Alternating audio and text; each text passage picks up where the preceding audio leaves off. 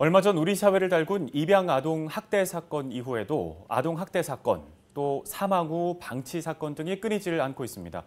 아동 학대, 아동 폭력을 근절할 수 있는 본질적인 대책은 어떤 게 필요할까요? 관련 내용 나상희 양천구의회 부의장과 이야기 나눠보겠습니다. 네, 부의장님 안녕하십니까? 네, 안녕하세요. 신정유실동 구의원 나상희입니다. 새해 복 많이 받으세요. 네, 의원님 최근에 그 구정질문 통해서 이번 입양아동 학대 사건 대응에 제대로 된 운영자가 없었다 이렇게 좀 지적을 하셨거든요. 사실 자치단체에서 이게 내부 인력으로만 그 운영자들을 구성하기에는 자질이나 전문성을 갖춘 것에 또 한계가 있지 않느냐 이런 우려도 나오는데 어떻게 보십니까? 사실은 정인이에 대한 3차 가해 의심 아동학대 신고를 했던 소아과 의사의 즉시분리 의견이 강서 양천경찰서 간에 오래된 관할권 병폐에서 비롯된 폭탄 돌리기로 묵살되지만 않았어도 정은이를 살릴 수 있었다는 것이 전문가들의 의견입니다. 현장에서만 얻을 수 있는 중요한 정보와 증언들이 소관이 다르다, 관할권이 다르다는 이유로 소홀하게 다루어지면서 이 과정에서 경찰의 일방적인 무사안일, 폭탄 돌리기로 어린이집 소아과 의사의 의견들이 묵살됐고요. 이것으로 인해서 정인이의 귀한 생명을 지켜낼 수 없게 되었던 것입니다. 네, 이번에 아동학대 전담팀 설치를 제안하셨는데요. 지금도 구청 내에는 이 아동보호팀이 있는데 그럼에도 불구하고 학대 전담팀을 설치 제안한 이유는 뭔가요? 그렇죠. 아동학대 신고 건수는 매년 큰 폭으로 증가하고 있습니다. 2019년도 아동학대로 인한 사망 건수가 42건이었습니다.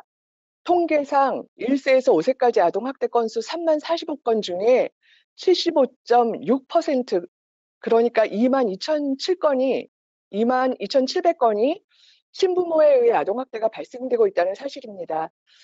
가족정책과 아동보호팀에서 1세부터 18세까지의 아동복지법상 모든 아동에게 지속적인 사례관리, 조사 연구, 현장 방문 등의 전문성을 강화시켜 나가는 데 무리가 있다고 생각합니다. 그래서 공공 민간 보육 업무를 담당하고 있는 출산보육과에서는 1세부터 5세까지 아동학대 전담팀으로, 그리고 6세부터 18세까지는 가족정책과 아동보호팀에서 체계적으로 부서를 나누어 분리 운영하자는 의견을 제안했었습니다. 네, 사실 최근 이 정인이 사건으로 사회적 공분이 굉장히 높았는데 이 분위기가 무색하게 최근에 또 이모 부부로부터 한 아이가 학대되고 사망하는 사건이 발생을 했습니다. 이런 사건 계속해서 발생하지 않으려면 어떤 부분이 좀 필요하다고 보십니까? 최근 아동학대 사건은 신부모에 의해 발생한 사건으로 출생 신고를 하지 않은 채 자녀를 투명인간 취급하며 방치하다가 8세의 나이로 사망한 사건입니다. 이는 부모가 직접 출생 신고하는 결과입니다. 선진국의 사례처럼 의료기관의 출생 통보제는 부모에게 의존하고 있는 출생 신고 시스템을 개선해서 모든 출생 아동을 등록하는 내용이지만 지금 현재는 의사의 반대와 아동의 보호가 상충되는 정책이기 때문에 충분한 검토를 통해서 제도가 정착되기를 기대합니다. 2019년도 기준 입양아동 704명 중에 387명만이 국내에 입양됐었습니다. 입양아동보다 희망 부모가 적다 보니 누구나 손쉽게 입양이 수월한 실정입니다. 출산 대책으로 막대한 예산을 쓰고 있는 정부와 국민들의 인식 개선이 부끄러운 현실입니다.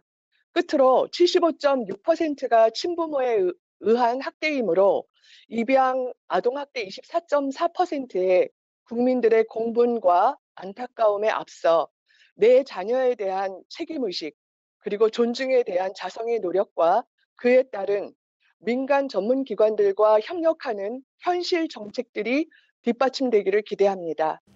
네, 잘 들었습니다. 우리 사회의 부끄러운 현실을 따끔하게 지적해 주셨습니다. 지금까지 나상희 양천구의회 부의장과 관련 얘기 나눠봤습니다.